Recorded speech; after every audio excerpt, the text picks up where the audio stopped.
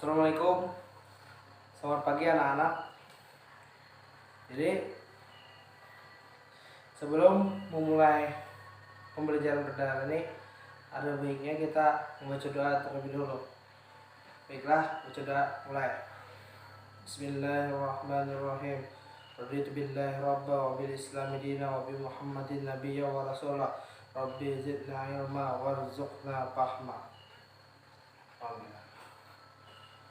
Setelah membaca doa, ada baiknya kita absen terlebih dahulu sebelum masuk ke dalam pembelajaran. Apakah hari ada yang tidak hadir? Alhamdulillah kalau sudah hadir semuanya. Baiklah, sebelum masuk pada materi pada hari ini, apakah anak-anak ingat materi kita minggu kemarin tentang adab bertetangga? Alhamdulillah masih ingat. Kalau begitu, baiklah, hari ini kita akan masuk ke dalam pembelajaran kita pada hari ini. Silakan anak-anak buka buku LKS halaman 72 tentang pembelajaran akhlak tercela, fitnah dan namimah. Baiklah, sebelum memulai pembelajaran, silakan kepada anak-anak untuk baca apa yang materi dari fitnah dan namimah tersebut. Silakan baca terlebih dulu sebelum Bapak yang menjelaskan. Baiklah, alhamdulillah kalau sudah selesai, kita langsung saja masuk ke dalam materi. Materi kita pada hari ini adalah akhlak tercela, fitnah dan namimah. Yang pertama adalah fitnah. Fitnah dalam kamus bahasa Indonesia adalah perkataan yang bermaksud menjelekkan orang lain. Jadi perkataan kita tuh yang membuat orang tuh menjelekkan orang lain, ibarat tuh yang kayak mencela atau mengeluti lah bahasa Banjarnya.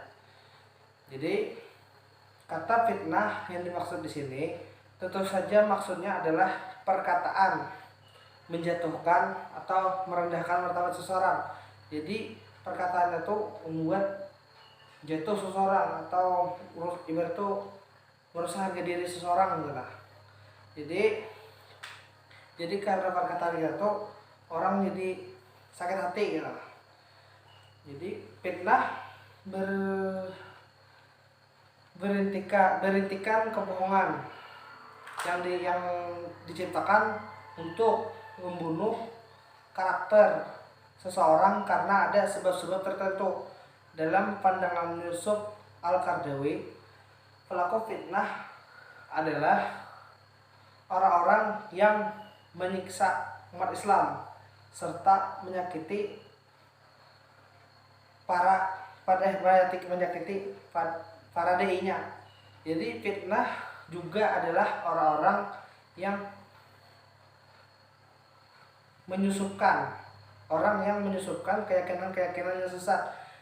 Jadi itu fitnah itu adalah membuat kita sesat. Jadi prinsip-prinsip yang merusak kepada agama. Jadi itu karena fitnah, jadi prinsip-prinsip kita kepada agama jadi rusak. Cara menghindari perilaku fitnah yang pertama adalah mengkaji dan mempelajari Al-Quran untuk mengantisipasi terjadinya fitnah sebaliknya seseorang. Jadi kita tuh harus mengkaji dan mempelajari Al-Quran untuk mengantisipasi untuk tidak terjadi fitnah. Banyak membaca dan mengkaji Al-Quran. Al-Quran adalah pedoman dan dititipkan oleh Rasulullah SAW kepada umatnya saat menjelang wafat. Selain itu, di dalam Al-Quran banyak kisah yang mengemukakan tentang perbuatan fitnah yang dapat dijadikan pelajaran bagi umat Islam agar terhindar darinya. Yang kedua, meningkatkan keimanan yang kokoh. Jadi meningkatkan keimanan kita yang kokoh, memiliki pengaruh besar dan memiliki peran vital dalam mengatasi dan menyikapi berbagai peristiwa serta ujian yang menimpa manusia. Yang ketiga adalah kita berdoa agar terhindar dari hal yang membahayakan diri kita. Jadi kita tuh harus selalu berdoa agar terhindar dari hal yang membahayakan diri kita. Orang beriman yang memahami hakikat kehidupan yang sebenarnya belum tentu telah aman dari bahaya fitnah, karena setan dan sekutunya menggoda mereka, sehingga orang yang beriman kelak akan lalai, jatuh dan terperosok ke dalam fitnah. Jadi sering manusia itu lalai dan membuat kita terperosok ke dalam fitnah tersebut. Rasulullah senantiasa mengajarkan kepada umatnya agar berlindung kepada Allah Subhanahu wa taala dari berbagai bentuk fitnah yang merugikan manusia. Jadi Rasulullah itu sudah mengajarkan kita untuk selalu kita berlindung, selalu dilindungi dari berbahaya dari yang seperti fitnah tersebut. Yang berikutnya adalah namimah. Namimah itu secara etimologi, namimah adalah adu domba, berarti suara pelan atau gerakan. Secara terminologi namimah adalah membuat perselisihan di antara pihak yang sebenarnya sepaham atau menaruhkan pihak-pihak yang sesungguhnya sepemahaman melalui ucapan. Menurut Al-Ghazali, sesungguhnya namimah bersifat luas, yaitu dengan mengungkapkan sesuatu yang sesungguhnya tidak seharusnya diungkapkan, sehingga menimbulkan percekcokan, perselisihan di antara pihak-pihak yang ada melalui ucapan, tulisan, perbuatan, atau isyarat. Oleh karena itu, bagi seseorang muslim sebaiknya merahasiakan segala sesuatu yang ia lihat dari diri saudaranya, kecuali apabila menceritakannya mengandung manfaat. Jadi berarti apa yang kita tahu dari saudara atau orang lain, lebih kita merahasiakannya. Jangan kita melihat orang lain itu kayak ini, kita kisahkan ke orang lain kayak ini. Karena kayak itu. Jadi berarti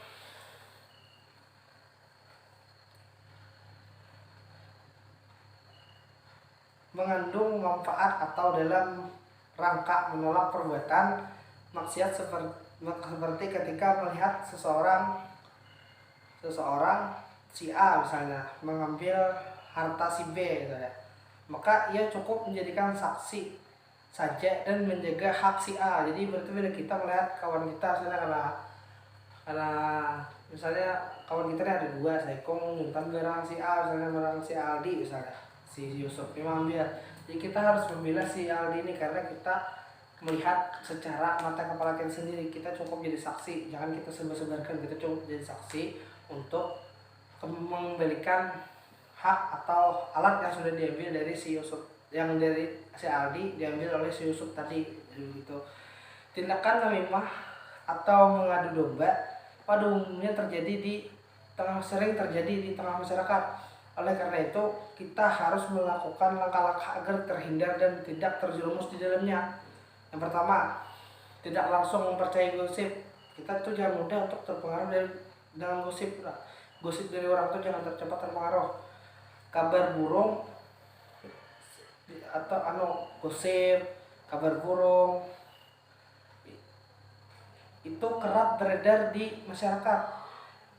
Agar tidak terperosok dan terprovokasi kita, maka tindakan yang harus dilakukan adalah tidak segera mempercayai kepada berita tersebut, melainkan melakukan klasifikasi.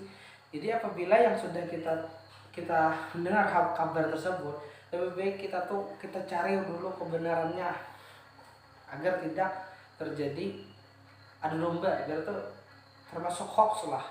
Kalau kita cari dulu kebenarannya, apakah ini benar, silahkan kita share. Tapi lebih bagusnya kita rahasiakan saja kalau begitu.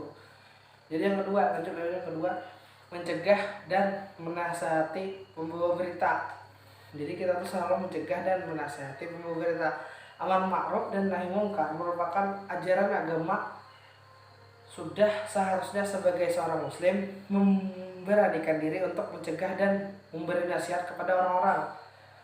Jadi kita tuh memberanikan diri untuk menasihati orang-orang atau pihak-pihak yang terindikasi melakukan perbuatan namimah atau mengadu domba tersebut. Dengan demikian sebaiknya pelaku namimah seharusnya dimarahi dan tidak dipercayai begitu saja perkataannya. Kita tuh sebaiknya dari sekarang mulai beranilah melawan lah itu agar tidak terjadi adu domba tersebut. Yang ketiga, memiliki asas praduga tak bersalah. Bagi seorang muslim tidak boleh begitu saja percaya terhadap berita yang belum jelas sumbernya. Oleh karena ketika ada seseorang membawa berita dengan menceritakan keburukan si A, misalnya keburukan si Aldi misalnya, maka hal yang pertama yang kita lakukan adalah berpegangan pada asas praduga tak bersalah terlebih dahulu. Hal ini perlu dilakukan agar kita tidak termasuk orang yang terkecoh dan terjerumus di dalam pusaran namimah tersebut. Jadi betapapun namimah akan membawa ke korbannya pada kerusakan dan perpecahan yang dibenci oleh Allah SWT dan Rasulnya. Jadi itu saja yang dapat saya sampaikan. Semoga anak-anak bisa memahaminya dan kalian bisa memahami pelajarannya. Jadi sebelum Bapak menutup, sebelum Bapak menutup pembelajaran pada hari ini, ada kalanya lebih baik pada anak-anak silakan, apakah ada yang ditanyakan? Baiklah, kalau tidak ada yang ditanyakan, sebelum Bapak menutup pembelajaran pada hari ini, Bapak akan bertugas. Jadi kalian silahkan kalian rangkum penjelasan Bapak tentang akhlak tercela, fitnah, dan namimah. Jadi silahkan kalian rangkum. Nanti minggu depan silahkan kumpul kepada Bapak ya. Bapak tunggu di minggu depan. Jadi ingat ya tugas tersebut. Semangat mengerjakannya. Jadi sekian yang dapat Bapak sampaikan. Salam mohon maaf. Semoga pembelajaran pada ini dapat ada sedikit yang dapat kalian ambil dari yang Bapak jelaskan tadi. Amin. Salam mohon maaf. Wassalamualaikum warahmatullahi wabarakatuh.